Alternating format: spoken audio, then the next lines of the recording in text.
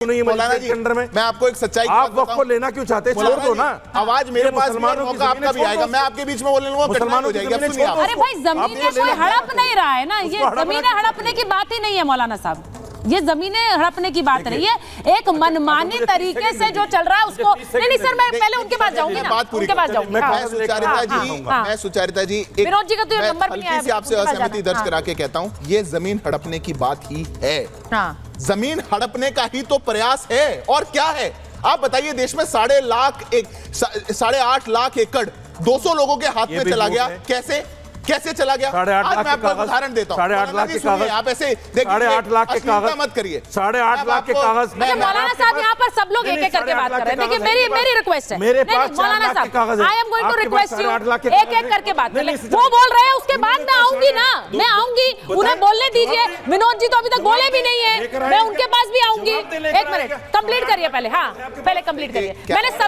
मेरी सबसे दरख्वास्त है ना, नहीं देखिए मैं उनकी बदतमीजी का कारण बताया, वो क्या जितनी देर वो बोले मैं एक बार भी नहीं बोला, उनकी बदतमीजी का कारण है। अब मैं आपको बताता हूँ, आज एक मैं बिल्कुल 8.5 लाख के कागज हैं, मैं उसी का जवाब दूंगा। नहीं सुनिए, दे दीजिए। नहीं वो तो ओवैसी साहब भी कह रहे हैं, एक मिनट मौलाना साहब, वो तो ओवैसी साहब भी कह रहे हैं कि कागज ही नहीं है। हाँ फिर आपसे आग्रह करता हूँ 8.5 लाख के कागज दे दीजिए ना पहले। अब सुचरिता जी आज खबर आई दे दीजिए कागज। इसराइल को हमास ने वक्फ प्रॉपर्टी बना दिया, आज खबर आई है, पूरे एक देश को वक्फ प्रॉपर्टी बना दिया। हमास चार्टर चैप्टर नंबर 11 उसमें लिख दिया कि पूरा देश जो है वो वक्फ का है। भारत के साथ भी ऐसा ही करेंगे। और रही बात कागज की, जितना कागज है उतना रखिएगा, 1 इंच ऊपर मत मांगिएगा। अरे अभी तो कह रहे थे इन्हीं के नेता तो सारी वक्फ की प्रॉपर्टी पर जा रहे हैं, वो वहां पे जाके कहते हैं हमारे पास तो कागज ही नहीं है, सब चला जाएगा हाथ से। कागज तो ही वैसे नहीं है। अरे दिक्कत ये तो है कि कागज नहीं, उन्होंने कहा है इसका कागज होगा। देश के बार-बार घूमेंगे, देश की बात नहीं करेंगे। सबसे मजे की बात, देश के बार-बार आज ये कागज दिखा रहे हैं। कुछ दिन पहले क्या कहते थे मौलाना जी, कागज नहीं दिखाऊंगा, मैं नहीं दिखाऊंगा। आज दिखा रहे हैं, देखो 4 लाख का कागज है, तुम्हारे पास कितना है देखो देखो कागज देखो। अच्छा विनोद मंजल जी के बाद चले जाइए बाहर। विनोद जी मैंने एक दिल्ली की खबर भी दिखाई है। समस्या ये है कि वहां पर भी वो एक जमीन है, अब डीडीए कह रहा है वो हमारी जमीन है, कोर्ट ने भी कह दिया डीडीए की जमीन है। मुझे दुख इस बात का होता है कि स्वतंत्रता सेनानी के नाम पर भी हम एक हिंदू मुसलमान कर रहे हैं। विनोद जी का ऑडियो नहीं आ रहा है। मैं कहना चाहता हूँ, देखिए 2 बातें बड़ी महत्वपूर्ण है कि एक तो इन्होंने जो मौलाना जी ने कही, मैं आपकी बात का जवाब दूंगा स्पेसिफिकली, लेकिन मैं कहता हूँ मौलाना जी ने जो बात कही कि मैंने भी वही ड्राफ्ट भेजा और मेरी पत्नी ने भी वही भेजा, मेरी बच्ची ने भी भेजा, और उसके बाद में इन्होंने एक इस्लामिक स्कॉलर बैठे उन्होंने भी कहा कि हाँ जी हमने एक QR कोड जनरेट किया था, एक चैट फॉर्मेट दिया था, सबने वो भेजा। मैं चाहता हूँ जेपीसी ने मांगा क्या था और उन्होंने दिया क्या था, ये समझना पड़ेगा। जेपीसी ने मांगा था कि जनता के इंडिपेंडेंट व्यू पॉइंट चाहिए, इसमें जनता का सुझाव चाहिए, वो उसमें किसी जिहादी संस्था के सुझाव नहीं चाहिए थे। किसी का कोई कॉन्स्पिरेसी नहीं चाहिए थी कि कॉन्स्पिरेसी के तहत आपने एक ड्राफ्ट बनवाया पाकिस्तान में, उसके बाद भारत में बुला करके all India Muslim personal law board के नाम से जो है ना जी, उसको 5 भाषाओं में अनुवाद करके भेज दिया, और ऑल इंडिया पर्सनल बोर्ड नहीं, बाकी और भी कई संस्थाओं के माध्यम से जी इन्होंने भेजा। और भेजा ये कहा कि सिर्फ ही इसी को QR कोड को स्कैन करना है और तुरंत मेल कर देना है अपने नाम से, मतलब नाम जाएगा व्यक्ति का। विनोद बंसल जी डरे हुए लग रहे हैं कुछ, जाएगी इनकी। एक मिनट में मेरी बात को पूरी होने दीजिए प्लीज। डरे हुए लग रहे हैं विनोद बंसल जी, एक तो ये डर गए आप, डर गए विनोद बंसल जी, आप दूसरी बात डर ये है कि देखिए ये सूत्र पे ऐसे नहीं काम चलेगा, देखिए ये गलत बात है। हाँ, एक एक करके बोलिए। अरे भाई एक एक करके बोल लीजिए, ये मुझे क्यों एक बीच में बार-बार टीचर की तरह बोलना पड़ता है? एक एक करके बोलिए, आप लोग तो सब बड़े वरिष्ठ हैं ना, एक एक करके बात करेंगे। प्लीज विनोद जी बात कंप्लीट करिए। हाँ मैं कह रहा हूँ दिल्ली वाला जहाँ तक सवाल है, दिल्ली में देखिए रानी लक्ष्मीबाई से दुराव किसको है, तो संविधान को मानेगा नहीं, कोर्ट को मानेगा नहीं, और आप देखिए कि ये रानी लक्ष्मीबाई को मानेगा नहीं, और आप देखिए ये कह रहे हैं कि वहां के जो लोगों ने जो बाइट दी है वो कहते हैं अगर रानी लक्ष्मीबाई की प्रतिमा अगर लग गई तो हमारा नमाज कबूल नहीं होगी वहां पर। आप सोचिए वीरांगना की मूर्ति से उनकी नमाज कबूल नहीं होगी, ये सोचिए। फिर वे कहते हैं हम तो राष्ट्रभक्त हैं।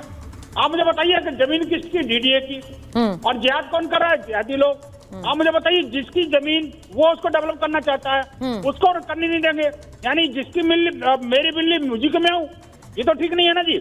मानी हाईकोर्ट ने सीधा इनको कहा, बड़ी जबरदस्त 2 दिन पहले। मुझे लगा विनोद जी आज मुझे ऐसा लग रहा है, मैं पूछ भी रही हूँ सवाल, और भाटी जी आपसे पूछूंगी, क्योंकि बहुत सारे राजनीतिक दल बार बार ये कहा जाता है वक्फ बिल बीजेपी लेकर आ रही है, क्योंकि ये एक तरह से एंटी मुसलमान है, ये मुसलमानों के खिलाफ है और बीजेपी ला रही है। आपने बड़ा क्लियरली बोला कि जेपीसी में है, अब ये हमें उस पर भरोसा है।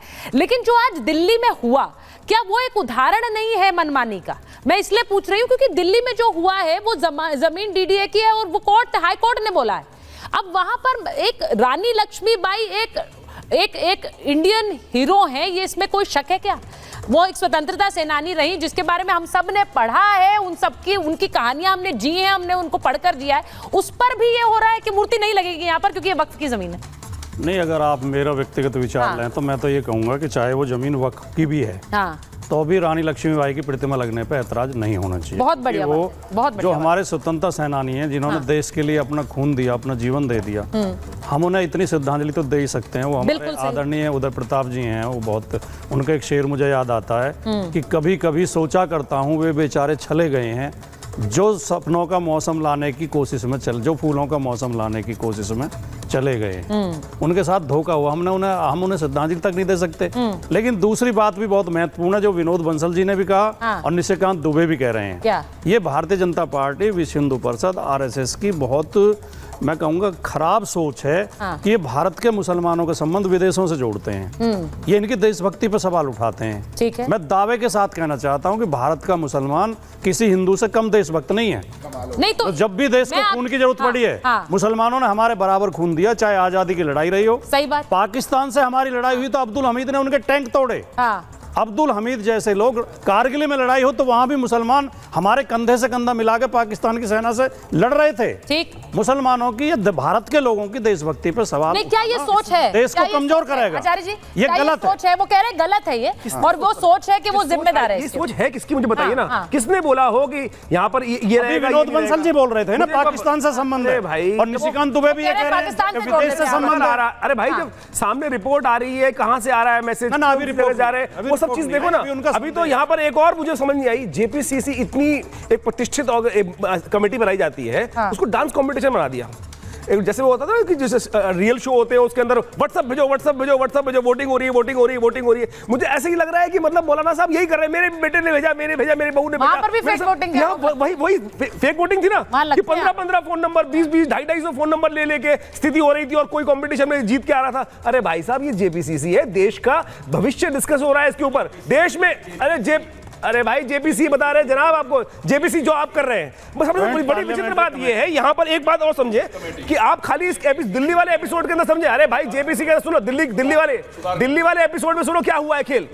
जज साहब को गालियां दी गई हैं। माननीय हाई कोर्ट के जज साहब, सिंगल बेंच में जब ये केस जाता है दिल्ली वाला, ये तथ्य पता चलना चाहिए पूरे देश के अंदर कि जो ईदगाह कमेटी थी, ईदगाह कमेटी ने जज साहब को उल्टा सीधा बोला है और उसके बाद डबल बेंच में जाकर जिस प्रकार के जज साहब ने वहां पर उनको फटकार लगाई है।